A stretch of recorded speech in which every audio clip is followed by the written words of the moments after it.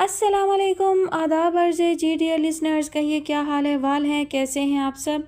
دعا ہے، امید ہے آپ سب خیریت سے ہوں گے۔ الحمدللہ میں بھی بالکل خیریت سے ہوں، اور جی جناب ناول کی نیکسٹ ایپیسوڈ کے ساتھ حاضر ہوں۔ ناول کی فرمائش ہم سے کی ہے سحر اکرام نے۔ ناول کا نام ہے پتھروں کی پلکوں پر۔ مصنفہ ہے نازیہ کنول نازی، اور آپ سنیں گے اس کی قسط نمبر 25۔ مون، تم نے جہاں زیب کو کیوں بتایا کہ تم شادی شدہ ہو؟ تقریب سے واپسی کے بعد ارسلان اس سے الجھ رہا تھا۔ امامہ نے رخ پھیر لیا۔ وہ مجھ سے شادی کا خواہش مند ہو رہا تھا اس لیے۔ تو کیا ہوا یار، فوری طے تو نہیں ہو رہی تھی شادی؟ پتہ نہیں تم کب دنیا کے ساتھ چلنا سیکھو گی۔ مجھے دنیا کے ساتھ نہیں چلنا ارسلان، تمہارے ساتھ چلنا ہے بس۔ عقل سے پیدل لڑکی ہو تم اور کچھ نہیں۔ بہرحال ابھی وہ ڈائریکٹر صاحب آ رہے ہیں، ان کے ساتھ چلی جانا۔ ہرگز نہیں، مجھے اس ڈائریکٹر کے ارادے نیک نہیں لگ رہے تھے۔ اوہو یار، تم کوئی سیب کا موتی نہیں ہو، چند گھنٹے گزار لو گی ان کے ساتھ تو کوئی قیامت نہیں آنے والی۔ ارسلان حیدر کے لہجے میں برہمی تھی۔ امامہ شاکڈ رہ گئی۔ یہ تم کہہ رہے ہو ارسلان، جس کے لیے میں نے اپنے شوہر سے بے وفائی کی؟ کوئی احسان نہیں کیا مجھ پر، میرے ساتھ رہنا ہے تو یہ سب کرنا ہوگا۔ رخ پھیرے بہت آسانی سے اس نے کہہ دیا تھا۔ امامہ کو لگا جیسے اس کی ہستی فنا ہو گئی ہو، لیکن قدرے بے یقینی سے اسے دیکھتے ہوئے وہ روتی ہوئی باہر نکلی تھی۔ شام ڈھل چکی تھی اور اب رات کا اندھیرا تیزی سے پھیل رہا تھا۔ ارسلان بھاگتے ہوئے اس کے پیچھے آیا تھا۔ تم حماقت کر رہی ہو مون، یاد رکھنا اگر اب کسی مشکل میں گرفتار ہوئی تو میں تمہارا ساتھ نہیں دوں گا۔ اس شخص کے اندر سے احساس مر چکا تھا، اور جس شخص کے اندر سے احساس ختم ہو جائے وہ پھر انسان نہیں رہتا۔ امامہ کے آنسوؤں میں مزید شدت آ گئی۔ عین اسی لمحے ان دونوں کے قریب پولیس کی گاڑی آ کر رکی تھی۔ اوہے، کون ہو دونوں؟ اس وقت یہاں سڑک پر کیا کر رہے ہو؟ خالص پیشہ ورانہ انداز میں تفتیش کرتے وہ دونوں پولیس والے گاڑی سے اتر آئے تھے۔ ارسلان نے منہ ہی منہ میں انہیں کئی گالیاں ایک ساتھ دے ڈالیں۔ میری بیوی ہے یہ، روٹھ کر گھر سے جا رہی تھی، منانے آیا ہوں۔ بلے بھائی بلے، پولیس والوں کے ساتھ ہیرا پھیری؟ ابھی پتہ لگ جاتا ہے بچوں، ذرا تھانے تو چلو۔ ان میں سے ایک حوالدار نے ارسلان کا بازو پکڑ لیا تھا۔ تبھی امامہ چلا اٹھی، چھوڑو اسے، تم جانتے نہیں ہو میں کس کی بیوی ہوں۔ چپ کر رہو، زیادہ ٹر ٹر کی تو زبان نکال کر ہاتھ میں پکڑا دوں گا، سمجھی؟ امامہ نے قطعی بے بسی کے عالم میں خود کو قانون کے ان رکھوالوں کے سپرد کر دیا تھا۔ ہر گھڑی درد کی شدت سے سسکتی آنکھیں، اور اوپر سے تیرے وصل کے خوابوں کے عذاب۔ روز آنگن میں کھڑے پیڑ سے گرتے پتے، اور سرے شام پرندوں پہ گزرتی آفات۔ نبض اور دل کی بغاوت سے تڑپتی ہے حیات، اس بھرے شہر میں بڑھتا ہوا لوگوں کا قحط۔ روز ہوتی ہے میرے ساتھ دیواروں کی جھڑپ، روز ایک سانس کو پھانسی کی سزا ملتی ہے۔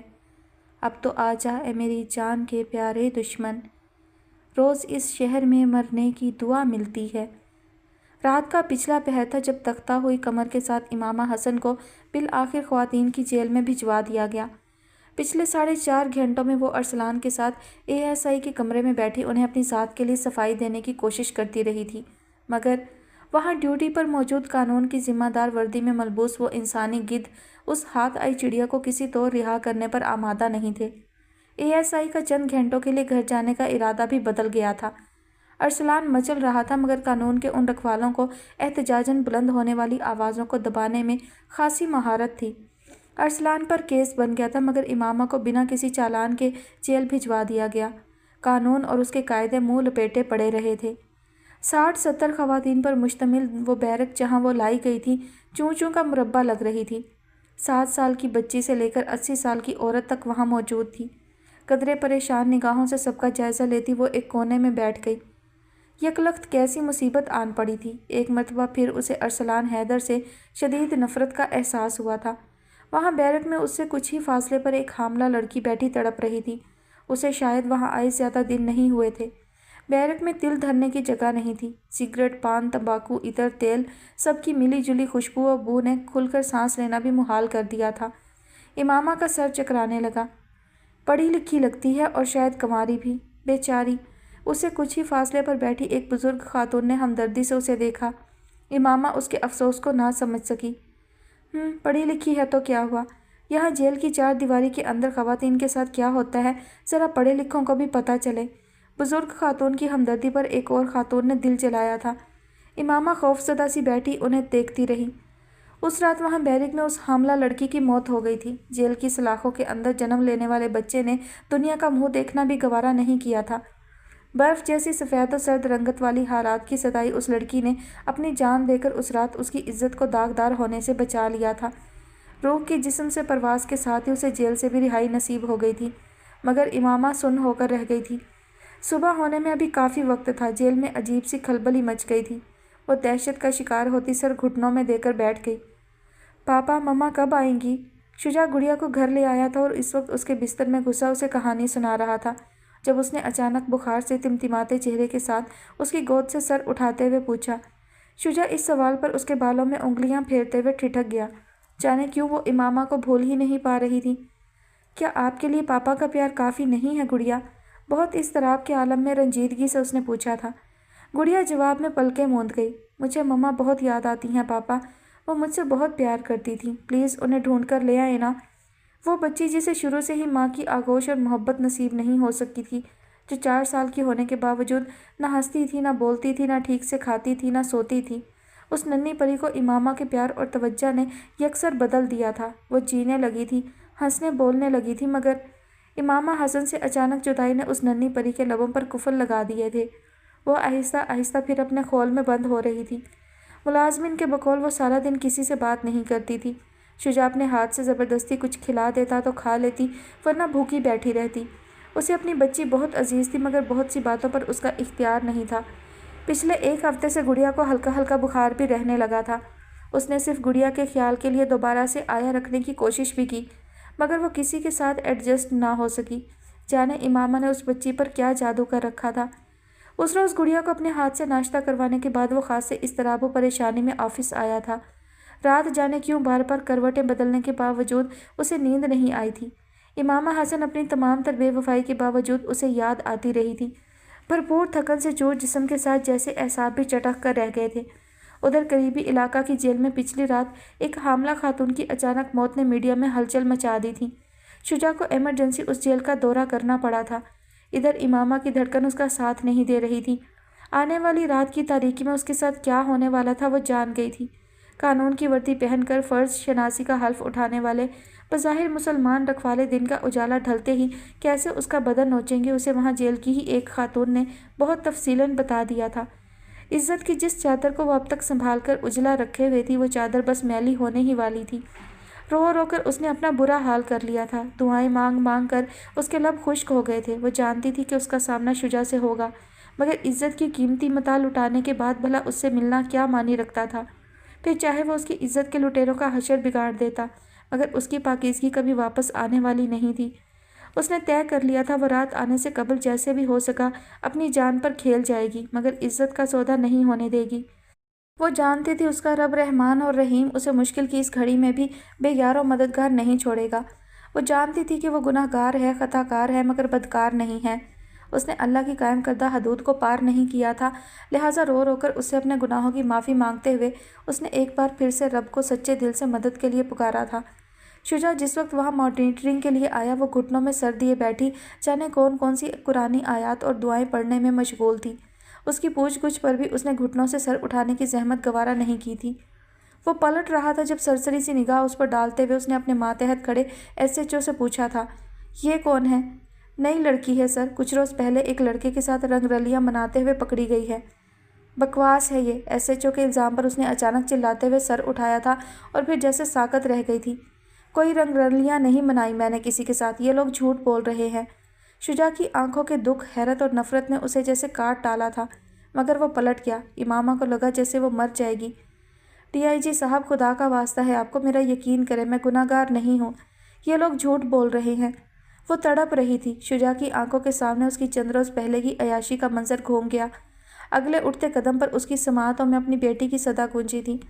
मुझे मम्मा बहुत याद आती हैं पापा, वो मुझसे बहुत प्यार करती थी, प्लीज़ उन्हें ढूंढ कर ले आए ना। क्या एफआईआर है इसके खिलाफ? कुछ लम्हों की खामोशी के बाद उसने फिर एसएचओ से पूछा था। जवाब में वो गड़बड़ा गया। सर, एफआईआर अभी दर्ज नहीं हुई है। क्यों? उसे हैरानी हुई थी, मगर एसएचओ के पास फ़िलहाल उसके क्यों का जवाब नहीं था। तभी वो आएँ बाएँ शाएँ करने लगा था। किस लड़के के साथ पकड़ी गई है ये? आप आए सर, मैं मिलवाता हूँ। अजहद घबराए चेहरे के साथ वो उसे वहाँ से टालना चाह रहा था, तभी वो लड़की बोल उठी थी। DIG साहब, ये लड़की झूठी नहीं है, खुदा का वास्ता है आपको इसे ले जाएं यहाँ से, वरना ये भी बर्बाद हो जाएगी, लुट जाएगी। कैसी कसक थी उस सज़ा याफ्ता कैदी खातून के लहजे में। शुजा बेसाख्ता सर उठाकर उसे देखने लगा था। उसी रोज़ शाम में इमामा हसन की रिहाई हो गई थी। वो चाहता तो अपनी इज्जत पर हाथ डालने वाले सारे अमले को मुअत्तल कर देता, मगर ऐसा तो तब मुमकिन होता जब इमामा हसन उसकी निगाह में सुरखरू होती, और वो उसकी निगाह में सुरखरू तो नहीं थी। कतरे रैश ड्राइविंग के साथ मध्यम आवाज़ गाड़ी में गूंजती ये गज़ल उसके पुरतकन एहसाब को करार बख्श रही थी। और फिर उसने शहर के सबसे बड़े शॉपिंग प्लाजा के सामने गाड़ी पार्क करके जब वो सीढ़ियाँ तेज़ी से चढ़ रहा था तो ऐन उसी लम्हे सायका अपना दुपट्टा ठीक करती शॉपिंग प्लाजा से निकली थी। अजलान जल्दी में था और शायद सायका भी। यही वजह थी कि ऐन सीढ़ियों के वस्त में दोनों का ज़बरदस्त टकराव हुआ था। सायका इस टकराव के लिए तैयार नहीं थी, तभी बरहम हुई थी। देख कर नहीं चल सकते आप? वो मुश्किल संभल कर सर उठाते हुए उसने जो ही अजलान को देखा फिर गोया पत्थर की हो गई। मीराल। दूसरी तरफ सामने मौजूद शख्स का वजूद भी जैसे आंधियों की जद में आ गया था। बहते हुए अश्कों की रवानी में मरे हैं, कुछ ख्वाब मेरे ऐन जवानी में मरे हैं, कब्रों में नहीं हमको किताबों में उतारो, हम लोग मोहब्बत की कहानी में मरे हैं। मैं मीराल नहीं हूँ, धक धक करते दिल की धड़कनों पर बमुश्किल काबू पाते हुए उसने वजाहत दी थी, मगर अजलान की पोजीशन में कोई फ़र्क नहीं आया था। वो अब भी उसे देख रहा था। मीराल नहीं हो तो फिर कौन हो? पता नहीं, रास्ता छोड़े मेरा। अजलान हैदर से यूं अचानक सरे राह टकराव उसके प्लान का हिस्सा नहीं था। तभी वो सरहद से उसकी साइड से निकल आई थी, मगर वो अभी वहीं खड़ा उसे देख रहा था। उसने छूकर मुझे पत्थर से फिर इंसान किया, मुद्दतों बाद मेरी आंख में आंसू आए। Excuse me. सायका वहाँ से जा चुकी थी और अब कोई और लड़की उसके मुकाबिल खड़ी उससे रास्ता मांग रही थी। वो चौंका और बजाय अंदर जाने के तेज़ी से सीढ़ियाँ उतरता अपनी गाड़ी में आ बैठा। हाथों की लग्जिश उसके अंदर की दुनिया के ज़ेरो बम होने का वाज़े इशारा दे रही थी। उसे समझ में नहीं आ रहा था वो इस वक्त कहाँ जाए। ज़हन जैसे काम ही नहीं कर रहा था। इंतहाई मसरूफ़ शाहराह पर जितनी बेपरवाही और गैर जिम्मेदारी से वो ड्राइव कर रहा था, उसका ज़बरदस्त हादसा हो जाना यकीनी था, मगर वो बच गया था। अभी कुछ रोज़ कबल होने वाले एक्सीडेंट के ज़ख्म ताज़ा थे। दोपहर के इस वक्त कोई गर्लफ्रेंड, कोई क्लब, कोई नशा उसे पनाह नहीं दे सकता था। तभी वो घर चला आया था। सुबह वो अपना कमरा जिस हाल में छोड़कर गया था वो अभी उसी हाल में मिला था। किसी मुलाजिम की जुर्रत नहीं थी कि उसके मना करने के बाद वहाँ कदम रख लेता। हाल से बेहाल हुए कमरे में मुकम्मल तारीकी करने के बाद उसने वार्डरोब से सिगरेट के पैकेट निकाले और बेड पर आकर बैठ गया। कोई हिसाब रहा था ना कोई हद। एक के बाद दूसरा, दूसरे के बाद तीसरा। रात ढल जाने तक उसका यही मशगला रहा था। कसरत सिगरेट नोशी ने ना सिर्फ उसकी वजाहत को मांद कर दिया था, बल्कि गिरती हुई सेहत के साथ उसकी ज़िंदगी भी तेज़ी से ख़तरे की तरफ बढ़ रही थी। अगले 2 दिन वो बेहाल पड़ा रहा था। वासिफ अली हमदानी ने इस दौरान उससे राब्ते की बहुत कोशिश की, मगर वो बेहिस बना पड़ा रहा। ना खुद कमरे से बाहर गया, ना किसी और को कमरे में आने दिया। तीसरे दिन उसका सामना फिर सायका अहमद से हुआ था। इस बार वो उसे अपने ऑफिस में मिली थी। वासिफ अली हमदानी ने उसे पर्सनल सेक्रेटरी की हैसियत से अपॉइंट किया था। अजलान शॉक्ड रह गया। यही लड़की मिली थी तुम्हें पर्सनल सेक्रेटरी की हैसियत से अपॉइंट करने के लिए? शॉक से निकलकर शदीद गुस्से में वो वासिफ की तरफ आया था, जो फ़ोन पर किसी के साथ बातों में मसरूफ़ था। क्यों, इस लड़की को क्या है? फ़ौरन से पेशतर फ़ोन रखते हुए वो उसकी तरफ मतवज्जा हुआ था। अजलान ने सामने मेज़ पर पड़ी फाइल उठाकर दीवार पर दे मारी। ये लड़की मेरी पर्सनल सेक्रेटरी की हैसियत से इस ऑफिस में काम नहीं कर सकती। मगर क्यों? सिर्फ इसलिए कि इसकी शक्ल मीराल हसन से मिलती है? Just shut up, okay. वो दहाड़ा था। वासिफ ने लब भींच लिए।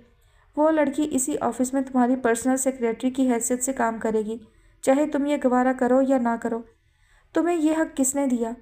मेरी स्वीट एंड क्यूट आंटी ने, जिनके तुम इंतहाई नाफरमान बेटे हो। Shut up. वो वहशत का शिकार हो रहा था। वासिफ खामोशी से उसका सुर्ख चेहरा देखता रहा। Please cool down Azlan. सिर्फ इसलिए कि उसकी शक्ल किसी से मिलती है, हम उसकी काबिलियत और अहलियत को रिजेक्ट नहीं कर सकते। वो अच्छी समझदार लड़की है। उसे सिर्फ मैंने अपॉइंट नहीं किया, पूरे बेंच ने सिलेक्ट किया है। लिहाजा प्लीज़ उसके सामने किसी किस्म की हमाकत का मुजाहरा मत करना। इस बार नरमी से समझाते हुए उसने अजलान के कंधों पर हाथ धरे थे, जिन्हें उसने फ़ौरन खफगी से झटक दिया। इस पूरी दुनिया में वो वाहिद समझदार लड़की नहीं है, ना अहल भी तो नहीं है। वासिफ के पास दलाल की कमी नहीं थी। वो शदीद खफगी के मूड में वहाँ से उठ आया। गाड़ी शुजा हसन के घर के सामने रुकी थी। इमामा के आंसू थे कि थमने को नहीं आ रहे थे। वो शुजा हसन से खाइफ थी। उसे ज़िंदगी में कभी माफ़ ना करने का अज़म रखती थी, मगर वो एक रात जो उसने कल बेकसूर होते हुए जेल की 4 दीवारी के अंदर बिना किसी जुर्म के काटी थी, اس ایک رات نے شجاع حسن کے خلاف نفرت اور غصے کے ہر طوفان کو بہا دیا تھا۔ اس وقت وہ اس کا مجرم نہیں محسن نظر آ رہا تھا۔ جیل سے شجاع حسن کے گھر تک تمام راستے وہ روتی رہی تھی۔ ڈرائیور اسے بحفاظت شجاع حسن کے گھر تک پہنچا کر جا چکا تھا اور وہ خوبصورت لان عبور کر کے گھر کے اندر داخل ہوئی تو ایک گمبھیر خاموشی نے اس کا استقبال کیا تھا۔ خوبصورت در و دیوار یوں چپ کی بکل مارے ہوئے تھے جیسے صدیوں سے وہاں زندگی کی آواز نہ گونجی ہو۔ سست قدموں سے اشک بار آنکھوں کے ساتھ چلتی وہ گڑیا کے کمرے میں داخل ہوئی تھی۔ اس سے پہلے جناب قدرت اللہ صاحب کا کمرہ اسے لاک ملا تھا، جس کا مطلب تھا کہ وہ وہاں نہیں تھے۔ گڑیا البتہ اپنے بستر پر میٹھی نیند سو رہی تھی۔ اسے شاید سر شام ہی سلا دیا گیا تھا یا پھر اس کی طبیعت ٹھیک نہیں تھی۔ امامہ بے تابی سے اس کی طرف پڑی تھی اور گڑیا کے سرہانے بیٹھ کر اسے دیوانوں کی طرح چومنا شروع کر دیا تھا۔ بچی کی آنکھ اس کی محبت کی شدت پر ہی کھلی تھی۔ مما آپ آ گئیں؟ ٹکر ٹکر کئی پل امامہ کو دیکھنے کے بعد وہ اس سے لپٹ گئی تھی۔ امامہ نے اسے قیمتی متاع کی طرح اپنی باہوں میں سمو لیا۔ ہاں میری جان، آپ کی گناہ گار مما آ گئی۔ میں نے صبح پاپا کو بولا تھا میری مما جہاں بھی ہیں انہیں ڈھونڈ کر لائیں۔ ہاں آپ کے لیے آپ کے پاپا کو اللہ میاں نے میرے پاس بھیج دیا۔ اس کے آنسو بچی کے بالوں پر گر رہے تھے۔ تبھی اس نے پھر پوچھا، مما آپ گڑیا کو چھوڑ کر کہاں چلی گئی تھی؟ اور یہ وہ سوال تھا جس کا جواب وہ اسے کبھی نہیں دے سکتی تھی۔ تبھی اس کا منہ چومتے ہوئے بولی تھی، کہیں نہیں گئی تھی بیٹے، بس مما کھو گئی تھی۔ مما اتنی بڑی ہو کر بھی کھو جاتی ہے؟ منہ پر ہاتھ رکھ کر وہ ننھی پری مسکرائی تھی۔ امامہ نے اسے باہوں میں بھینچ لیا۔ ہاں بیٹے، عقل اور عمر کی کوئی شرط نہیں، جسے کھو جانا ہو وہ چاہے بڑھاپے کو پہنچ جائے کھو کر رہتا ہے۔ اس کی بات گڑیا کے سر کے اوپر سے گزر گئی تھی مگر پھر بھی وہ خوش تھی۔ اب تو آپ گڑیا کو چھوڑ کر نہیں جائیں گی مما؟ نہیں، بھل بھل بہتے آنسوؤں پر ضبط کرتے ہوئے اس نے وعدہ کیا تھا۔ شجاع اس رات بہت لیٹ گھر واپس آیا تھا۔ شاید اسے اطمینان تھا کہ امامہ گڑیا کے پاس ہے۔ امامہ میں اس کا سامنا کرنے کی ہمت نہیں تھی، تبھی وہ گڑیا کے ساتھ ہی لیٹ گئی۔ شجاع یونیفارم تبدیل کرنے کے بعد اپنی بیٹی کے کمرے میں آیا تو وہ امامہ سے لپٹ کر میٹھی نیند سو رہی تھی۔ وہ اسے ڈسٹرب نہیں کرنا چاہتا تھا مگر امامہ کے وجود کو برداشت کرنا بھی بہت مشکل تھا۔ تبھی وہ فوراً واپس پلٹ گیا تھا۔ اگلے روز شام میں جب وہ گڑیا کو گھمانے پھرانے کے بعد اس کی پسند کی ڈھیر ساری شاپنگ کے ساتھ گھر واپس آیا تو امامہ سے اس کا سامنا ہوا تھا۔ وہ نماز پڑھ کر فارغ ہوئی تھی اور اب دعا میں ہاتھ اٹھائے زاروں قطار رو رہی تھی۔ اسے دیکھتے ہی شجاع کے اندر نفرت کی ایک تیز لہر اٹھی تھی۔ اگلے ہی پل وہ اسے نظر انداز کرتا اپنے کمرے کی طرف بڑھ گیا تھا۔ سگریٹ کی گہرے کش لیتا درد سے پھٹتے سر کے ساتھ آفس میں بیٹھا وہ گھر جانے کے لیے سوچ رہا تھا جب ایس پی نے سلوٹ کے ساتھ اس کے کمرے میں قدم رکھا۔ السلام علیکم سر۔ وعلیکم السلام، کیسے ہو حزام؟ فائن سر، آپ کی دعائیں ہیں۔ کیا بنا امامہ حسن کے کیس کا؟ پوری فائل تیار ہے سر، یہ لیجئے۔ جو لڑکے گرفتار ہیں انہیں سزا بھی ہو گئی ہے۔ کچھ پتہ چلا انہوں نے قتل ہونے والی لڑکی کے بارے میں جھوٹ کیوں بولا؟ جی سر، ان لڑکوں کے بقول انہوں نے امامہ حسن کو ہی قتل کیا تھا۔ دوسری لڑکی جو اس وقت وہاں موجود تھی وہ ان کی دوست تھی مگر امامہ حسن کی بجائے اس کا قتل کیسے ہو گیا وہ خود بھی نہیں جانتے۔ جھوٹ ہے یہ؟ نہیں سر، میرے تجربے کے مطابق وہ جھوٹ نہیں بول رہے، یقیناً اندر کہانی کچھ اور ہے۔ بہرحال میں نے امامہ حسن کی پوری ہسٹری اکٹھی کی ہے، اس فائل میں سب حالات درج ہیں۔ گڈ، مجھے معلوم تھا یہ کام آپ سے بہتر کوئی انجام نہیں دے سکتا۔ Thank you sir. S P حزام خوش ہو کر رخصت ہو گیا تھا۔ شجاع فائل اٹھا کر آفس سے اٹھ گیا۔ تمہیں پتہ ہے جیل میں کیا ہوتا ہے؟ آنکھوں پر بازو رکھے وہ سو رہی تھی جب اچانک اس کے ذہن میں جیل کی چار دیواری کے اندر مقید اس 24-25 سالہ لڑکی کی آواز گونجی تھی جو اس کے ساتھ بیرک میں بند تھی۔ امامہ نے قدرے ہراساں ہو کر اس کی طرف دیکھا تھا۔ کیا ہوتا ہے؟ اس کے جوابی سوال پر ایک زخمی سی مسکراہٹ اس لڑکی کے لبوں پر بکھر گئی تھی۔ کیا نہیں ہوتا؟ برہنہ انسانیت چیختی ہے، بلبلاتی ہے، بین کرتی ہے اشرف المخلوقات کہلانے والے انسانوں کی بربریت پر، وحشت پر، مگر اس کے بین رات کی دبیز تاریکی میں گھٹ کر دب کر رہ جاتے ہیں۔ ایک ہی خدا، ایک ہی رسول اور ایک ہی کتاب کے ماننے والے جب اختیار کی وردی پہن کر سامنے آتے ہیں نا تو شیطان بھی ان کی شیطانی پر توبہ کر لیتا ہے۔ یہاں آنے والے سب قاتل نہیں ہوتے، نہ ہی سب مہر لگے چور، ڈاکو، لٹیرے، مگر پھر بھی یہ درندے، یہ وحشی جانور بھنبوڑ ڈالتے ہیں انہیں۔ اس لڑکی کا اندر زخمی تھا۔ امامہ ناسمجھی نگاہوں سے اسے دیکھی گئی۔ تم کیا کہنا چاہتی ہو؟ میں سمجھ نہیں پا رہی۔ جانتی ہوں تم سمجھ بھی نہیں سکتی۔ مخمل کی کمبل لپیٹ کر شاندار گھروں میں سو جانے والوں کے لیے بس رات آتی ہے اور گزر جاتی ہے، مگر یہاں وحشت اور بربریت کی اس چار دیواری میں رات گزرنے کے لیے نہیں آتی، چیخنے کے لیے آتی ہے۔ ابھی تھوڑی دیر میں تم خود دیکھو گی کہ یہاں کیا ہوتا ہے۔ یہ فرضی اور افسانوی باتیں نہیں ہیں، رستے ہوئے ناسور ہیں۔ کاش کسی NGO کسی فلاحی ادارے کی آنکھیں کھلیں، انہیں گھروں کے اندر عورتوں پر ہونے والے مظالم پر آواز اٹھانے اور ناجائز پیدا ہونے والے بچوں کی حق تلفی پر رونے کڑنے سے فرصت ملے اور وہ یہاں سکتی ہوئی انسانیت کا نظارہ کریں، ان کے لیے آواز اٹھائیں۔ کاش کوئی تو آئے اور دیکھے۔ زخمی لہجے والی اس لڑکی کی آنکھیں اچانک بھر آئی تھیں۔ امامہ کا خوف بڑھ گیا۔ کیا تم مجھے بتاؤ گی کہ یہاں کیا ہوتا ہے؟ بتا دوں گی تو کیا ہوگا؟ کیا کرو گی تم؟ مجھے نہیں پتا، مگر شاید میں کچھ کر سکوں۔ میرے شوہر DIG ہیں۔ پہلی بار شجاع کا حوالہ اس کے لیے باعث فخر بنا تھا، تاہم اس کے برابر بیٹھی اس لڑکی کی آنکھیں تحیر سے پھیل گئی تھیں۔ DIG کی بیوی ہو کر تم یہاں ہو؟ ہاں، کچھ ایسے حالات ہو گئے تھے کہ میں ان کے ساتھ نہیں رہ سکی۔ تو کیا اسی نے تمہیں کسی جھوٹے کیس میں پھنسا کر یہاں بھجوا دیا؟ نہیں، اسے تو شاید خبر بھی نہیں کہ میں یہاں ہوں۔ اگر خبر نہیں ہے تو خبر کرو، نہیں تو یہ لوگ زندہ رہنے لائق نہیں چھوڑیں گے تمہیں۔ مگر کیوں؟ میں نے کیا کیا ہے؟ تمہیں کیا لگتا ہے یہاں آنے والے سب مجرم ہوتے ہیں؟ نہیں، یہاں سینکڑوں پھانسی کے تختے پر جھول جاتے ہیں، مگر آخری سانس تک انہیں اپنے جرم کا پتہ نہیں چلتا۔ اندھا ہوتا ہے قانون، اندھا۔ لڑکی جذباتی ہوئی تھی۔ امامہ نے سر گھٹنوں سے اٹھا لیا۔ کیا تم بھی یوں ہی آئی ہو یہاں؟ نہیں، قتل کیا ہے میں نے اپنے شوہر کا، کیونکہ وہ بدکار تھا، نکاح کر کے فروخت کرنا چاہتا تھا مجھے۔ میری غیرت نے گوارا نہیں کیا یہ، اسی لیے قصہ تمام کر دیا اس کا۔ مگر یہی کام اگر وہ سر انجام دیتا تو یہ اندھا قانون اسے تحفظ دے کر باعزت بری کر دیتا۔ غیرت کے نام پر قتل۔ سزا ہوئی ہے تمہیں؟ نہیں، کیس چل رہا ہے ابھی۔ وکیل کیا کہتا ہے؟ کیا کہنا ہے اس نے؟ وہ تو دولت کے پانی کی مچھلی ہے، نوٹ دکھاتے رہو اور دن بڑھاتے رہو۔ کون کون ہے گھر میں؟ 4 بہنیں ہیں اور ایک بوڑھا معذور باپ، آتا ہے کبھی کبھی ملاقات پر، دھکے کھا کر چلا جاتا ہے۔ اور بہنیں؟ انہیں منع کر رکھا ہے میں نے، تم نہیں جانتی ان ایمان والوں کی بھوک کو۔ قانون کی آڑ میں یہ لوگ بے بس انسانیت کا مذاق اڑاتے ہیں، اپنے اصول اور اپنے مفاد ہوتے ہیں ان کے۔ انہیں فرق نہیں پڑتا چاہے کوئی جیل کی سلاخوں سے سر ٹکرا ٹکرا کر مر جائے یا انصاف کے کٹہروں کے چکر لگا لگا کر۔ بہت بھیانک حقیقتیں منہ چھپائے پڑی ہیں یہاں، اتنی بھیانک کہ مر جانے کو جی چاہتا ہے۔ تو تم کسی بڑے افسر سے بات کیوں نہیں کرتی؟ کیا ہوگا بات کرنے سے؟ کیا جیلوں کے اندر کی کہانیاں بدل جائیں گی؟ کیا میرے بعد کسی اور کے ساتھ ایسا نہیں ہوگا؟ کیا سمجھتی ہو تم؟ ان بڑے افسروں کو کچھ نہیں پتا؟ کیا انصاف کی کرسی پر بیٹھے جج بے خبر ہیں؟ نہیں، سب آشنا ہے۔ جیل کی 4 دیواری ہو یا کسی وکیل کا چیمبر، ہر جگہ ایک ہی کہانی چلتی ہے، بے بسی اور اختیار کی کہانی۔ شاید اس بدنام جگہ کی 4 دیواری کے اندر آنے والے ہر بد نصیب انسان کو یہ لوگ گناہ گار تسلیم کر کے ہر قسم کی رعایت، ہمدردی، توجہ اور انسانیت سے خارج قرار دے دیتے ہیں۔ جب چاہا برہنہ کر کے تشدد کر لیا اور جب چاہا عزت کی دھجیاں بکھیر کر رکھ دیں۔ کیا جیل میں قیدی شور نہیں مچاتے؟ اس کا دل بیٹھ رہا تھا۔ برابر بیٹھی لڑکی کے لبوں پر زہریلی مسکان بکھر گئی۔ کس کو سنائیں شور مچا کر؟ جو شور مچاتا ہے پھر اس کی چیخیں پوری بیرک سنتی ہے۔ ادھر گھڑیال رات کے 12 بجاتا ہے اور ادھر تشدد کی کہانیاں شروع ہو جاتی ہیں۔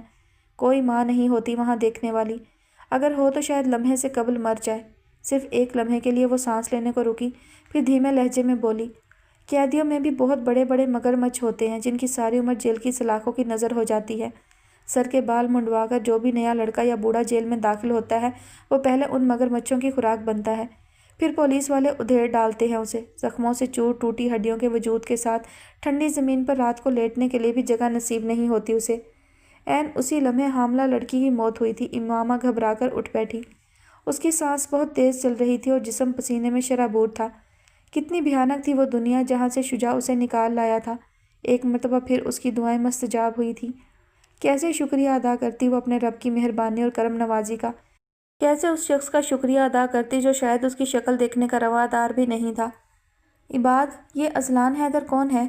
خالی دل و دماغ کے ساتھ کمپیوٹر کے سامنے بیٹھا وہ جانے کون سے مسئلے سلجھا رہا تھا جب ہادیہ ایک فائل ہاتھ میں لیے اس کے کمرے میں چلی آئی۔ عباد نے فی الفور توجہ کمپیوٹر سے ہٹائی تھی۔ شہروز کے دوست کا دوست ہے، میٹنگ ہے اس کے ساتھ۔ کیوں؟ کچھ نہیں، ویسے ہی پوچھ رہی تھی۔ میں نے دیکھا ہے اس لڑکے کو اکثر، گہرا سمندر سا، یوں لگتا ہے جیسے کوئی صدیوں سے بند شاندار عمارت ہو۔ خیر چھوڑو اسے، تم بتاؤ آنٹی کو تنگ کیوں کر رکھا ہے؟ کھانا کیوں نہیں کھاتے؟ میں بچہ نہیں ہوں ہادی، اپنا خیال خود رکھ سکتا ہوں، تم کہہ دو انہیں مجھے فورس نہ کیا کریں۔ یہ بات کیا ہو گیا ہے تمہیں؟ کوئی آج کے فاسٹ دور میں کسی معمولی سی لڑکی کے لیے اپنے فیملی ممبران کے ساتھ ایسا کرتا ہے جیسا تم کر رہے ہو؟ کیا کیا ہے میں نے؟ ہاں کیا کیا ہے؟ وہ لوگ زبردستی مجھے شادی کے بندھن میں باندھنا چاہتے ہیں، مگر میں ابھی اس کے لیے تیار نہیں ہوں، بس اتنی سی بات ہے۔ اور ہاں، میں نے پہلے بھی تمہیں وارن کیا تھا، میرے سامنے اس لڑکی کے لیے معمولی کا لفظ استعمال مت کیا کرو، کیونکہ میرے دل اور میری زندگی میں جو مقام اسے حاصل ہے تم اس مقام تک کبھی نہیں پہنچ سکتی۔ اٹھ کر تنفر سے کہتے ہوئے اس نے جن نگاہوں سے ہادیہ کو دیکھا تھا وہ سن رہ گئی تھی۔ کیا کوئی اتنا بھی بدل سکتا ہے؟ کیا لوئر کلاس گھرانے کی معمولی لڑکی عباد جیسے شاندار مرد کو اتنا بے بس اور خود سر بھی بنا سکتی ہے؟ یہ کیسا مذاق، کیسی کہانی تھی زندگی کی جس پر یقین کرنے کا اس کا دل ہی نہیں چاہ رہا تھا۔ یہ کیسا دریا تھا عشق کا جو چڑھ کر اتر ہی نہیں رہا تھا۔ عباد کمرے سے نکل گیا تھا، وہ اسی کی سیٹ پر بیٹھ گئی۔ کیا تھی سائقہ احمد اور کیسی محبت تھی جو اس نے عباد سے کی تھی۔ اس کا دل چاہا کاش کہیں سے وہ لڑکی اس کے سامنے آئے اور وہ اس کا گلا دبا کر مار ڈالے۔ عباد کی زندگی سے یہ کانٹا نکالنے کے لیے اب اسے کچھ اور کرنے کی ضرورت تھی۔ سگریٹ کا ایک پیکٹ خالی ہو گیا تھا اور اب وہ دوسرا اٹھا رہا تھا جب امامہ سر جھکائے وہاں چلی آئی۔ شجاع، وہ چونکا تھا اور پھر نگاہ اس پر پڑتے ہی اس کی آنکھوں میں نفرت اتر آئی۔ شجاع، آئی ایم سوری، میں جسٹ شٹ اپ اور نکل جاؤ یہاں سے۔ امامہ کی بات کاٹتے اس کے لہجے میں چنگھاڑ نہیں گراہٹ تھی۔ اس کی آنکھیں بھر آئیں۔ صرف ایک بار میری بات سن لیں پلیز۔ تمہیں سنائی نہیں دیا میں نے کیا کہا ہے؟ دوبارہ اسی لہجے میں کہتے ہوئے وہ اس کے مقابل کھڑا ہوا تھا۔ نفرت کرتا ہوں میں تم سے۔ اپنی بیٹی کا خیال نہ ہوتا تو زندگی بھر تمہارا یہ مکروہ چہرہ کبھی نہ دیکھتا۔ تم مر گئی ہو امامہ حسن، اس گھر کے لیے، اس گھر کے رہنے والوں کے لیے، لہٰذا بہتر یہی ہے کہ اپنی اوقات میں رہو، اس وقت تک جب تک میں اپنی بیٹی کو بورڈنگ نہیں بھجوا دیتا۔ کھا جانے والی نگاہوں سے اس کی طرف دیکھتے ہوئے اس نے رخ پھیرا تھا، وہ جیسے کٹ کر رہ گئی۔ اور اس کے بعد تم آزاد ہوگی، جہاں دل کرے منہ اٹھا کر چلی جانا۔ کتنی اجنبیت، کس قدر حقارت سے کہہ رہا تھا وہ۔ امامہ کے آنسو ٹوٹ کر گالوں پر لڑک آئے۔ میرا کوئی ٹھکانہ نہیں ہے اس دنیا میں جہاں میں منہ اٹھا کر چلی جاؤں۔ یہ میرا درد سر نہیں ہے، تم جیسی بد کردار ضمیر فروش لڑکیوں کا کوئی ایک ٹھکانہ ہو بھی نہیں سکتا۔ اب اس نے رخ پھیرا تھا۔ امامہ کا چہرہ غصے اور دکھ کی شدت سے سرخ پڑ گیا تھا۔ میں بد کردار نہیں ہوں، سمجھے آپ؟ کردار پر لگی یہ چوٹ اس کی برداشت میں تھی بھی نہیں۔ آپ کیا سمجھتے ہیں؟ کیا مجھے آپ سے نفرت نہیں؟ اس رات جب آپ میری عزت کے محافظ ہوتے ہوئے مجھے زبردستی ایک نامحرم کے سپرد کر آئے تھے، اس رات آپ بھی مر گئے تھے میرے لیے۔ میں نے بھی سوچ لیا تھا میں زندگی میں دوبارہ کبھی آپ کا چہرہ نہیں دیکھوں گی۔ جو کچھ وہاں اس رات میں نے دیکھا، اس کے بعد آپ کے نام سے منسوب رہنے کا تصور بھی مٹ گیا تھا میرے ذہن سے۔ مگر میرے رب نے میری عزت اور جان کی حفاظت کی۔ بے شک اس سے بڑھ کر انسان کا کوئی محافظ نہیں۔ میں آپ کے لیے بد کردار سہی، مگر میرے رب نے قدم قدم پر میری عزت کی حفاظت کی ہے۔ میں اس کی نگاہ میں بد کردار نہیں ہوں، اسی لیے اس نے مجھے ساری آزمائشوں سے نکال کر آپ کے گھر میں پہنچا دیا۔ جو مدد آپ نے میری کی، اس کے بعد میں بھول گئی کہ مجھے آپ سے نفرت کرنی تھی، زندگی بھر آپ کا چہرہ نہیں دیکھنا تھا۔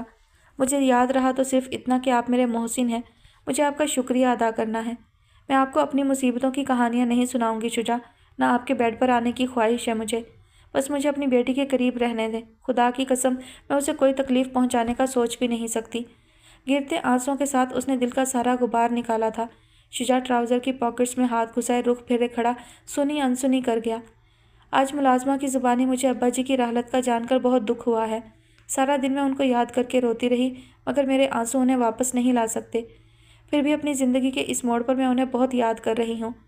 بکواس کر رہی ہو تم اور کچھ نہیں۔ اچانک وہ پھٹ پڑا تھا۔ ایک نمبر کی چالاک ڈرامہ باز لڑکی ہو تم۔ اپنے عاشق کو بچانے کے لیے تم نے اس گھر میں پلاننگ کے تحت قدم رکھا، بار بار میری بیٹی کو جان سے مارنے کی کوشش کی، مجھے زہر دیا۔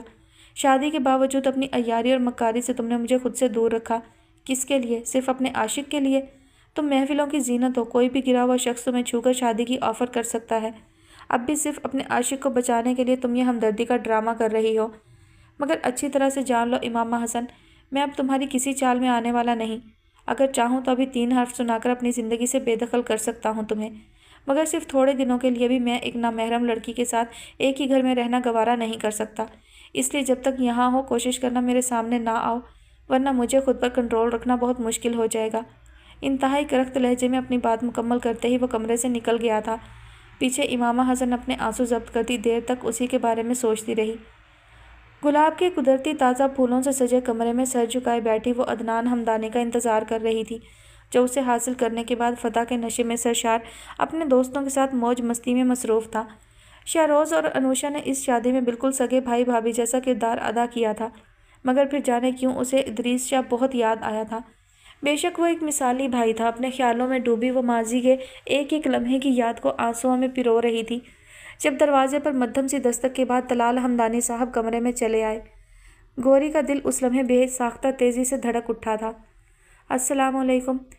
वालेकुम अस्सलाम, जीती रहो। उसके घबराए घबराए से सलाम का जवाब निहायत शफ़क़त से देते हुए वो करीबी सोफ़े पर टिक गए थे।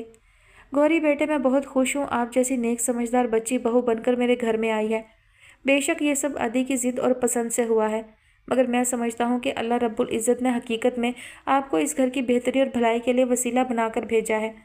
मैं चाहता हूँ आपको अदी के बारे में थोड़ी सी मालूमात दे दूँ। कुछ लम्हों की खामोशी के बाद उन्होंने बोलना शुरू किया था। गौरी सर झुकाए सुनती रही। वह दिल का बुरा नहीं है, मगर माँ के वजूद से महरूमी और बुरे दोस्तों की कंपनी ने उसे बहुत बिगाड़ दिया है। असल में उसकी पैदाइश पर ही उसकी माँ इंतकाल कर गई थी, इसीलिए उसे वो प्यार और तवज्जो नहीं मिल सकी जो उसे दरकार थी। मैं भी अपने कारोबार में उलझा रहा। शायद उसकी गलत हरकतों और बदतमीजियों की वजह से ही घर में कोई भी उसे पसंद नहीं करता। बहुत आगे निकल गया है वो अपनी खुदसिरी में, मगर मुझे यकीन है आप जैसी प्यारी और समझदार लड़की ज़रूर अपनी हिम्मत और सब्र से उसे बदल कर रख देगी, है ना? वो उससे वही उम्मीद बांध रहे थे जो अनुषा ने बांधी थी। गौरी का सर आप ही आप अस्पात में हिल गया। शाबाश, अल्लाह आपको बहुत खुश रखे बेटे। मैं देखता हूँ उसे। उसकी यकीन दहानी पर कदरे मुतमईन और मसरूर होते हुए वो उसका सर प्यार से थपथपाते कमरे से निकल गए थे। गौरी गाँव तकिए से टेक लगाकर बैठ गई। रात के 3 बज रहे थे। शदीद मसरूफियात के बावजूद उसने आज की भी कोई नमाज कज़ा नहीं की थी। उसकी रोज़मर्रा रूटीन में सुबह फजर की नमाज के लिए बेदार होना और फिर रात इशा की नमाज पढ़कर देर तक कुरान पाक का मुताला और वज़ाइफ और तस्बीहात वगैरह करना शामिल था। इस वक्त उसकी आंखें नींद की शिद्दत से सुर्ख हो रही थी, तभी वो कमरे में दाखिल हुआ था। अजीब सी सरशारी के नशे में चूर आंखें जैसे गहरा समंदर बनी हुई थीं। वो दोबारा संभल कर बैठ गई। क्यों, खरीद लिया ना मैंने तुम्हें? बिना किसी सलाम दुआ के कमरा लॉक करते ही वो बेड पर आकर तिरछा लेट गया था। गौरी घबराकर मजीद सिमट गई। क्या औकात है तुम लड़कियों की? कोई भी मर्द जब चाहे चुटकियों में मसल कर फेंक सकता है तुम्हें। हकारत से कहते हुए उसने गौरी की कलाई थामी थी और एक ही पल में आध दर्जन चूड़ियों को तोड़कर बेड पर बखेर डाला था। गौरी इस वहशत पर सिसक कर रह गई थी। ये अंजाम होगा तुम्हारा, याद रखना। कोई परवाह नहीं। इस्लाम में बीवी पर शोहर के बहुत से हकूक़ फ़र्ज़ हैं। अगर वो उनका ख्याल ना रखे तो गुनाहगार ठहरा दी जाती है। आप भी मेरे शोहर हैं, ऐसे शोहर जिन्हें मैंने सिर्फ अपने रब की रज़ा के लिए अपनाया है। मैं अब भी बिकी नहीं हूँ, मंसूब हुई हूँ आपके नाम से, वो भी पूरी इज़्ज़त और वक़ार के साथ। अब एक रात तो क्या, सारी रातें ही आपकी अमानत है, वो भी किसी कीमत और मुआवजे के बगैर।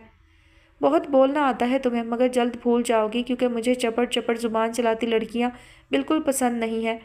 और हाँ, अपने रब की रज़ा और खुशनुदी के लिए जो रिश्ता तुमने मुझसे बनाया है, वो रिश्ता बहुत महंगा पड़ने वाला है तुम्हें। जानती हूँ, मगर आप नहीं जानते। जो कुछ अब तक मैंने बर्दाश्त किया है, उसके बाद अब कोई भी तूफ़ान आए मुझे फ़र्क नहीं पड़ता। अच्छा चलो, फिर तुम भी क्या याद करोगी कि किसके नसीब में लिखी गई थी? ज़रा सा मुस्कुराकर कहते हुए उसने गौरी की गर्दन में पड़ा नेकलेस खींच लिया था। बहुत तिश्नगी है मेरे अंदर, बहुत से तूफ़ान हैं। क्या क्या बर्दाश्त करोगी? किस किस खला को हौसले और सब्र से फिल करोगी? जो आग मेरे अंदर दहक रही है, उस आग में जलकर राख ना हो जाओ तो कहना। वो नशे में था। गौरी का वजूद जैसे सुन्न हो गया। आपकी ये नफ़रत और वहशत मेरे इरादों को कमज़ोर नहीं कर सकती। अच्छा चलो, करो बर्दाश्त फिर ये नफ़रत और वहशत। सर्द लहजे में कहते हुए उसने टूटी हुई चूड़ियाँ उठाकर बेड से नीचे फेंकी थी। अगली सुबह वो बेदार हुआ तो बहुत फ्रेश था, मगर गौरी के लबों को चुप लग गई थी। उसे लगा वो वाकई इस तूफ़ान का सामना ज़्यादा दिन नहीं कर सकेगी। इंसानियत के दायरे से निकला वो शख्स वाकई नफ़रत के काबिल था, मगर नफ़रत इस मसले का हल नहीं थी। उसे ज़ब्त करना था, अपने सब्र और हिम्मत को आजमाना था।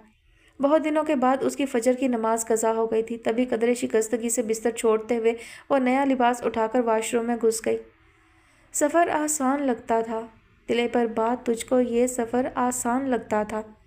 इधर तू सोचता था और उधर आँखों से कोई ख्वाब चेहरा आन लगता था, मगर ख्वाबों में रहना, ख्वाब जैसी बेहकीकत खुशबुए सहरा में रहना है। किनारों से जो हो महरूम, उस दरिया में रहना है। दिले बर्बाद हमने तो कहा था, ये सफ़र आसान लगता है, मगर आंखें बदन से छीन लेता है। Good morning dear wife. नमाज फ़जर की कज़ा पढ़ने के बाद वो आज वलीमे के तकरीब के लिए सूट का इंतखाब कर रही थी जब वो कंबल परे हटाते हुए बिस्तर से निकल आया। अस्सलाम वालेकुम, सुबह बखैर। उसके हिसार बांधने पर बहुत नरमी से उसने जवाब दिया था। जवाबन वो चिढ़ गया। आज वलीमे की तकरीब है और आज की तकरीब के लिए तुम मेरी पसंद का सूट पहनोगी, समझी? बिना उसके सलाम का जवाब दिए उसने वार्डरोब का पट खोला था। वो खामोश रही। یہ ساڑی ہے، آج کے لیے تم یہی پہنو گی۔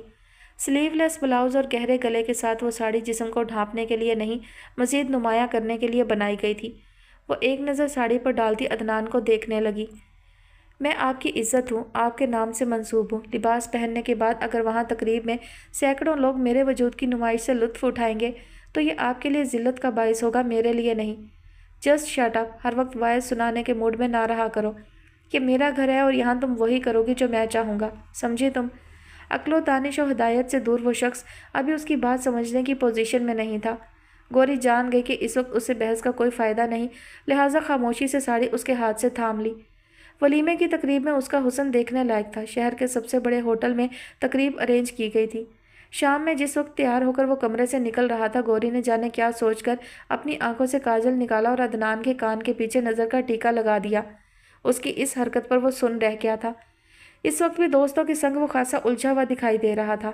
انوشا کی طبیعت ٹھیک نہیں تھی، پھر بھی وہ گوری کے ساتھ بیٹھی جانے اسے کیا کیا سمجھانے کی کوشش کر رہی تھی۔ چاند اور ریان دونوں بے حد مسرور تھے۔ شہروز سرزمان اور ان کی وائف سارا کے ساتھ بیٹھا باتوں میں مصروف تھا، جبکہ طلال ہمدانی اپنے دوستوں میں گھرے بیٹھے تھے۔ عفان اور ان کی مسز کے بھی اپنے ہی مہمان تھے۔ عدنان نے دیکھا کہ گوری نے ساڑی کا پلو سر اور سینے پر یوں سیٹ کر رکھا تھا کہ ان کی زینت چھپ گئی تھی۔ وہ اسی کی طرف دیکھ رہا تھا کہ زاویہ چپکے سے آ کر اس کے قریب بیٹھ گئی۔ تم نے تو کہا تھا کہ تم شادی کی پوزیشن میں نہیں ہو۔ شادی کب کی ہے؟ میں ضد پوری کی ہے۔ بکواس، صاف کہو کہ اس لڑکی کے پردے پر مر مٹے ہو۔ لاکھ ماڈرن بنو مگر حقیقت میں تم بھی ایک روایتی مرد ہو جسے لبادے میں لپٹی عورت اچھی لگتی ہے، خواہ اندر سے وہ جتنی بھی داغدار ہو۔ جسٹ شٹ اپ زاویہ، کسی کے باپ کا خریدا ہوا غلام نہیں ہوں میں کہ جو چاہے باتیں سنا کر چلتا پھرے۔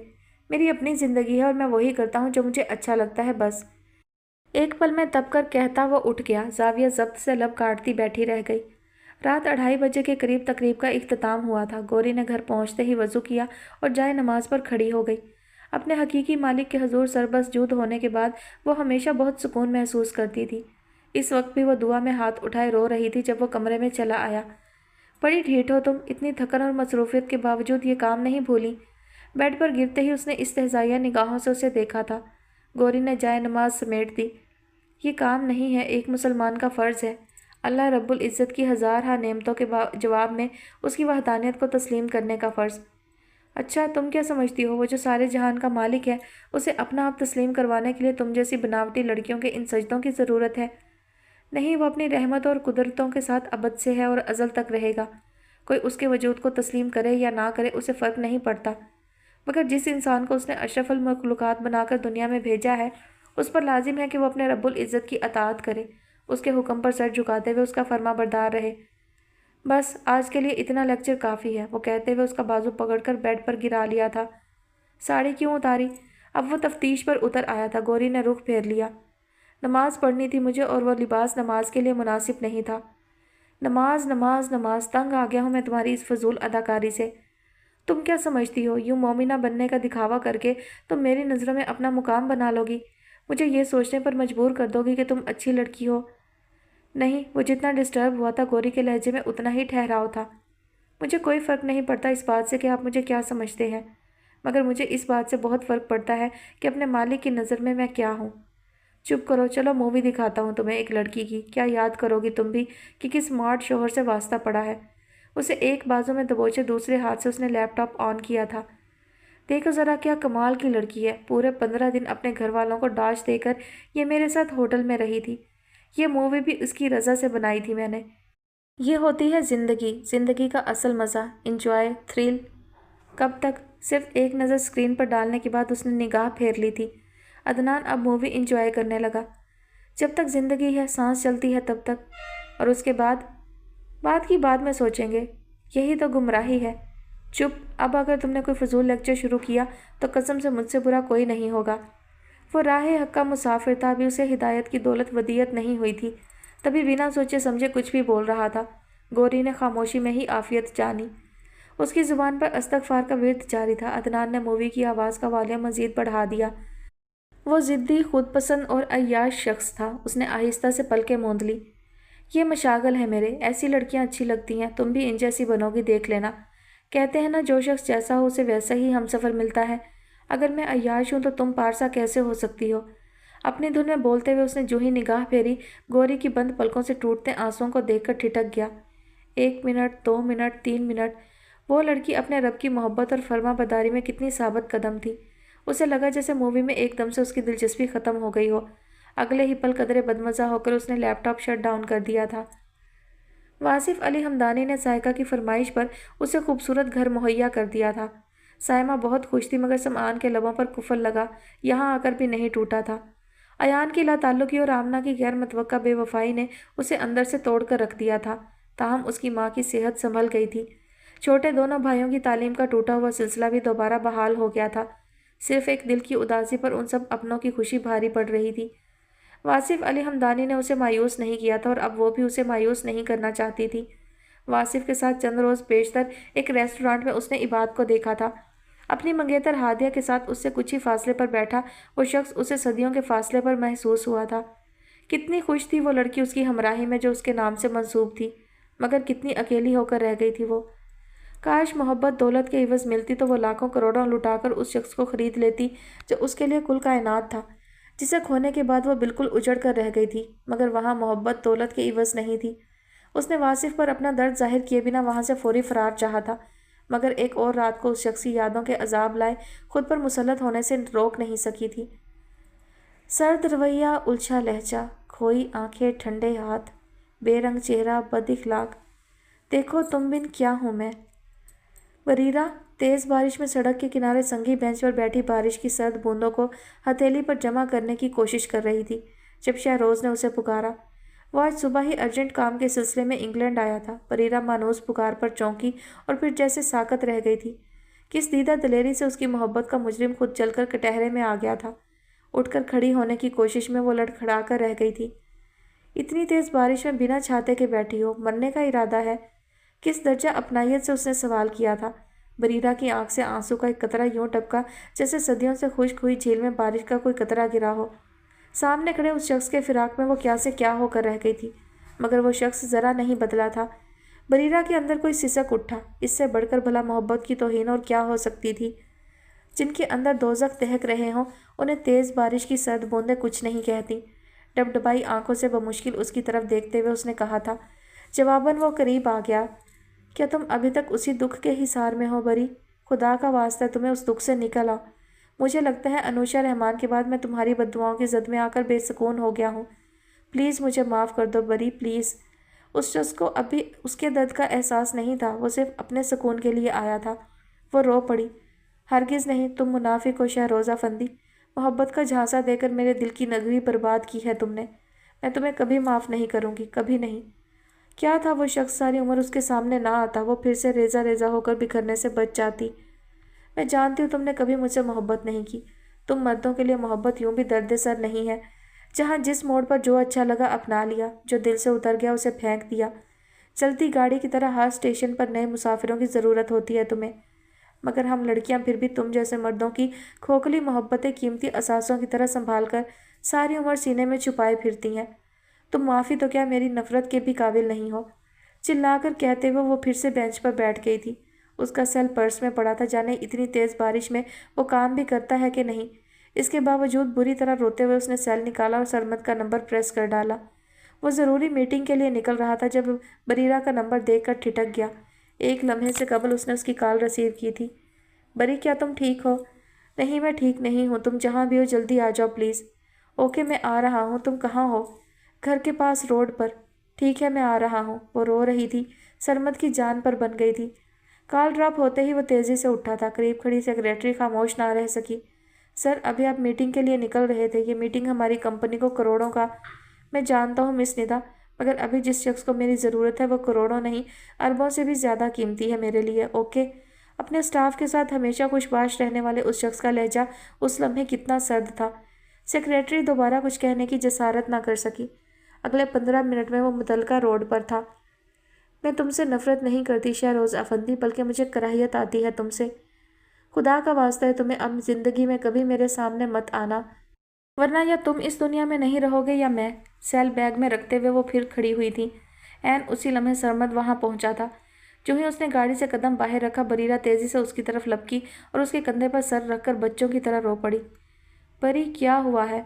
हैरान और परेशान सा एक नज़र खामोश खड़े शहरोज़ पर डालता वो उसके लिए मुतफक्किर हुआ। वो रोती रही। मैं तुमसे मोहब्बत करती हूँ सरमद, बेतहाशा, बेहद। मुझे ले चलो यहाँ से प्लीज़। कितनी जज्बाती हो रही थी वो उस लम्हे। सरमद शॉक्ड रह गया, जबकि शहरोज़ के लबों पर फीकी सी मुस्कान बिखर गई। अपने दर्द का भरम रखने का यह भी एक अच्छा अंदाज था। सरमद बिना उस पर दूसरी निगाह डाले कीमती मता की मानिंद बरीरा को संभाल कर गाड़ी में बिठाता हुआ वहाँ से चला गया, मगर वो देर तक वहीं खड़ा रहा। कैसी अजीब कहानी थी ज़िंदगी की कि उसने जिन दो लड़कियों को अपनी ज़िंदगी में चाहा था, उनमें से एक को भी खुश नहीं रख सका था। बारिश मज़ीद तेज़ हो गई थी, मगर अब वहाँ संगी बेंच पर बरीरा रहमान नहीं, शहरोज़ आफंदी बैठा था। अनुषा की तबीयत ठीक नहीं थी और चांद उसे नूडल्स के लिए ज़िद कर रहा था। वो काफ़ी देर से टालती रही, फिर उसके रोने पर बिल आखिर उठ खड़ी हुई कि वो उसी के हाथ के नूडल्स की ज़िद कर रहा था। शहरोज़ घर पर नहीं था, वरना उसे आउटिंग के लिए बाहर ले जाता।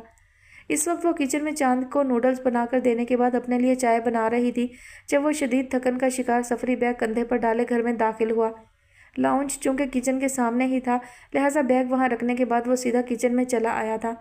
अस्सलाम वालेकुम। वालेकुम अस्सलाम। पापा, मम्मा ने मेरे लिए नूडल्स बनाए हैं, आप खाएंगे? चांद उसे देखते ही खुश हुआ था। शहरोज़ ने मुस्कुराकर उसे देखते हुए ढेर सारा प्यार किया। नहीं पापा की जान, आप खाओ, मम्मा पापा के लिए कुछ और बना देंगी।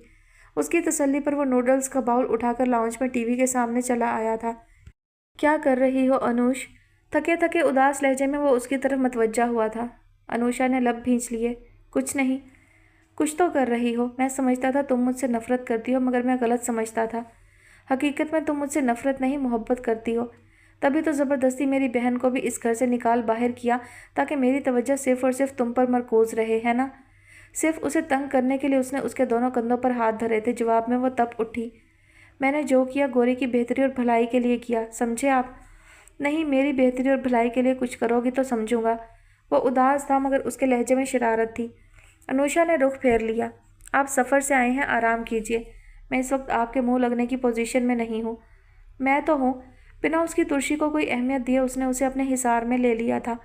अनुषा को लगा वो आग की लपेट में आ गई हो। तुम हद से बढ़ रहे हो शहरोज़ आफंदी। कौन सी हद? तुम्हें बुखार है फिर भी काम कर रही हो। मेरा इंतज़ार कर लेती, मैं बना देता चांद को नूडल्स। क्यों? वो मेरा बेटा है, मुझे उसके काम करते हुए तकलीफ़ नहीं होती। सिर्फ तुम्हारा बेटा है? अनुषा उसका हिसार तोड़ना चाह रही थी और वो उसे जैसे खुद में समाना चाह रहा था। अगर वो सिर्फ तुम्हारा बेटा है तो फिर मुझ गरीब से इस दर्जा नफ़रत की वजह? वो सरगोशी कर रहा था। अनुषा को लगा जैसे वो अपने हवास में ना हो। आज से पहले उसने ये अंदाज कभी नहीं अपनाया था। वो खुद को छुड़ाने के लिए जिद्दोजहद कर रही थी, जब उसने उसे कंधों से पकड़ते हुए अपने मुकाबिल कर लिया। अनुष, तुम मुझसे नफ़रत करती हो ना? बिल्कुल ठीक करती हो।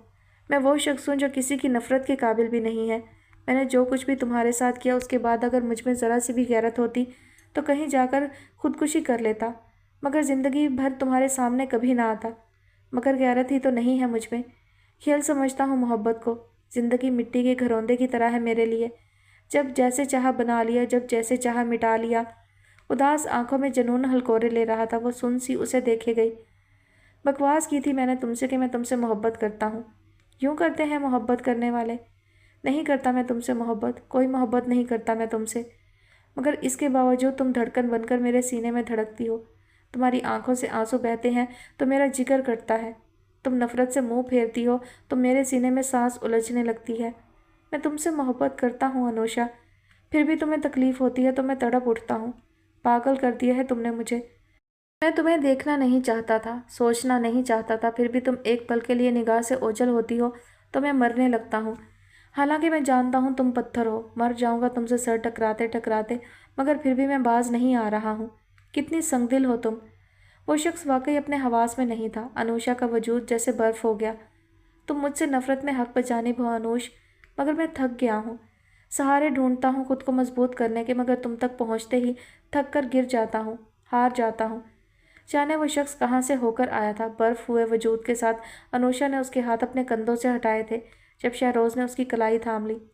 आई love you Anusha, I love you so much, भरपूर शिद्दत के साथ कहते हुए उसने अनुषा की कलाई पर दबाव बढ़ाया था।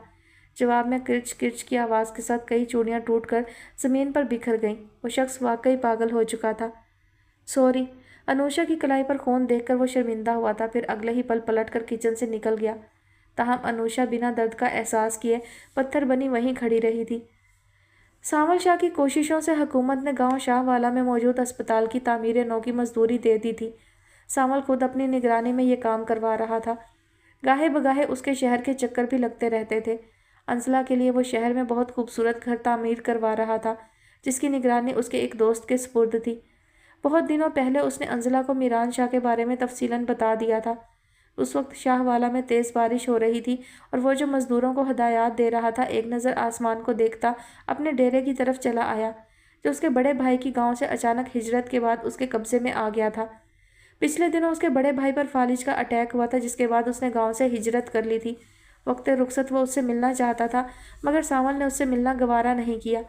सिर्फ अंजला की वजह से उसने उसे ज़िंदा छोड़ दिया था, वरना अब तक गांव शाहवाला में एक कब्र ज़रूर बनती, उसके बड़े भाई की या फिर उसकी खुद। मौसम की मुनासबत से अंजला ने उसके लिए अपने हाथों से पकोड़े बनाए थे। आसपास के घरों से सूजी के हलवे की सूंधी सी खुशबू अलग दिल ललचा रही थी, मगर इतना वक्त नहीं था। कल रात कनीज़ बेगम ने उससे बात की थी, वो ठीक नहीं थी, इसलिए उसे अपने पास बुला रही थी। अंजला खुद भी उनसे मिलना चाह रही थी ताकि behज़ाद अली मुराद की बजाय उन्हें सामल शाह के लिए रजामंद कर सके। इसीलिए उसने दादी माँ के साथ इंग्लैंड आने की हामी भर ली थी और अब यही बात उसे सामल से शेयर करनी थी। दादी माँ के पास कुछ ख़वातीन बैठी थीं, लिहाजा मौका से फ़ायदा उठाकर वो पकौड़ों की प्लेट के साथ घर से निकल आई। वो जानती थी सामल इस वक्त डेरे पर ही होगा, तभी कच्चे रास्तों के कीचड़ से बचती वो उसी राह पर गामजन हो गई थी। कच्चे रास्तों पर बारिश का पानी खड़े हो जाने के बायस उसे चलने में खासी दुश्वारी पेश आ रही थी। पाँव में सादा चप्पल थी, फिर भी कई जगहों पर वो फिसलते फिसलते बची थी। सामल बड़ी दूर से उसे आते देखकर मुस्कुरा रहा था। डेरे के करीब पहुंचकर उसने अचानक सर उठाकर सामल को देखा और अगले ही कदम पर फिसलकर पकौड़ों की प्लेट समेत धड़ाम से ज़मीन पर आ गिरी। सामल जो उसकी हालत से लुत्फ उठा रहा था, उसे यूं ऐन निगाहों के सामने ज़मीन बोझ होते देखकर खिलखिलाए बगैर ना रह सका। शर्म करो कुछ, बजाय आगे बढ़कर सहारा देने के मेरे गिरने पर खड़े हंस रहे हो। उसके कपड़े तो ख़राब हुए ही, चेहरे पर भी कीचड़ लग गया था। सामल का हंस हंस कर बुरा हाल हो गया। उफ, पहली बार किसी बंदरिया को यूँ ज़मीन चाटते देखा है। क्या मैं बंदरिया हूँ? मैं बंदरिया हूँ तो तुम खुद क्या हो, बंदर कहीं के। खुद ही हिम्मत करते हुए वो कोहनी की मदद से ज़मीन से उठ खड़ी हुई। चलो तुम बंदरिया, मैं बंदर, पूरा जंगल बनाएंगे यहाँ। बनाने की क्या ज़रूरत है, पहले ही किसी जंगली से कम नहीं हो, और मुझे पूरा यकीन है तुम्हारे बच्चे भी एक नंबर के जंगली ही होंगे। ओह हेलो, मुझे जो कहना है कहो, मगर मेरे मुस्तकबिल में आने वाले मासूम बच्चों की शान में कोई गुस्ताखी की तो माफ़ नहीं करूँगा। मत करना, मैं माफ़ी मांग भी नहीं रही। दुपट्टे से मुंह साफ करते हुए उसने बेनियाजी जताई थी। वो हंस पड़ा। तुम्हारी तो इस मौसम में जान जाती है, फिर अब कैसे निकल पड़ी घर से? बस दिमाग ख़राब हो गया था। सोचा तुम जैसे स्टूपिड शख्स के लिए इतने अच्छे मौसम में अपने हाथ से पकोड़े बनाऊं और फिर खिला कर आऊँ। यही हमदर्दी उल्टी पड़ गई। काश हमदर्दी की जगह तुम मोहब्बत का लफ्ज़ इस्तेमाल कर लेती। एक नज़र कीचड़ की नज़र हुए पकौड़ों पर डालते हुए उसने मसनूई तासुफ से कहा तो अंजला ने ज़ोर का मुक्का उसके शाने पर रसीद किया। इंग्लैंड जा रही हूँ मैं, तुम्हारी जान छोड़कर। शुक्र तुम्हें ख्याल तो आया। मैं मजाक नहीं कर रही कैस, मैं वाकई कुछ रोज़ के लिए इंग्लैंड जा रही हूँ। उसकी संजीदगी से कहने पर वो जो मुस्कुरा रहा था फ़ौरन संजीदा हो गया। क्यों? मम्मा की तबीयत ठीक नहीं है, बुला रही हैं मुझे। मैं खुद भी जाना चाह रही हूँ ताकि मम्मा की राय तुम्हारे लिए हमवार कर सकूँ। उसकी वजाहत पर वो पलट गया था, तभी अंजला ने उसका हाथ थाम लिया। तुम्हें मेरा यकीन है ना कैस? तुम्हें पता है ना तुम मेरे लिए क्या हो? हाँ, मगर ज़िंदगी का भरोसा नहीं। उफ़, मैं हमेशा के लिए तो नहीं जा रही, सिर्फ चंद दिनों की बात है। फिर यही हम होंगे और यही हमारे गांव के मसाइल। तुम्हें यकीन है तुम वापस आओगी? हाँ। मुझे यकीन नहीं है। क्यों, तुम्हें क्या लगता है, क्या मैं वहाँ जाकर बदल जाऊँगी, भूल जाऊँगी तुम्हें? हाँ। नहीं गैस, अंजला शाह मर सकती है मगर अपने अहद से फिर नहीं सकती। फिर भी मैं चाहता हूँ तुम ना जाओ। पता नहीं क्या चीज़ है जो मुझे अंदर से काट रही है, परेशान कर रही है। तुम पागल हो और कुछ नहीं। सामल शाह के बालों को शरारत से बखेरते हुए वो हंसी थी। अभी तो मैंने तुम्हें बहुत तंग करना है। तुम्हें पता है, जब हमारी शादी हो जाएगी तो मैं रिवायती बीवी बनकर खूब खूब झगड़े किया करूँगी। तुम लेट घर आओगे तो झगड़ा, किसी से फटा करोगे तो झगड़ा, बच्चों को डांटोगे तो झगड़ा, आजिज़ आ जाओगे तुम मुझसे और कहोगे उफ़, वो कौन सी मनहूस कड़ी थी जब मैंने तुम जैसी स्टूपिड लड़की से शादी का फ़ैसला किया था। तुम वापस आओगी ना अंजला? हंसते हुए अपनी धुन में वो जाने क्या क्या बोल रही थी जब सामल ने उसे कंधों से थामते हुए अपने मुकाबिल कर लिया। उसकी आंखों से उस लम्हे जैसे खून टपक रहा था। वो ठिठक कर उसे देखने लगी। क्या हुआ है गैस, तुम ठीक तो हो ना? मुझे छोड़ो, मैं जो पूछ रहा हूँ उसका जवाब दो। हाँ, मैं वापस आऊँगी तुम्हारे लिए, अपने कैस के लिए। ये दरख्त, ये पत्ते, ये मिट्टी, ये सब गवाह हैं कैस। वो देखो, वो नहर का बहता शफाफ पानी, वो गवाह है। अंजला वापस आएगी, फिर कभी कहीं ना जाने के लिए। उसकी रोशन जहानत से चमकती आंखों में गहरा यकीन था, मोहब्बत थी, तड़प थी। वो रुख फेर गया। अपना अहद याद रखना अंजला, मत भूलना कि मैंने सिर्फ तुम्हारे लिए अपने अंदर के जानवर को मार कर अपने अंदर ही सुला लिया है। मत भूलना कि तुम मेरे लिए जिंदा रहने का वाहिद मकसद नहीं, वाहिद वजह हो। नहीं भूलूंगी, बस तुम मेरा इंतज़ार करना। सांवल का हाथ थामते हुए उसने अपना सर उसके मजबूत कंधे पर टिका दिया था। वो मुस्तरिब सा खड़ा लब दबाते हुए उफक के उस पार गरूब होते सूरज को देखता रहा।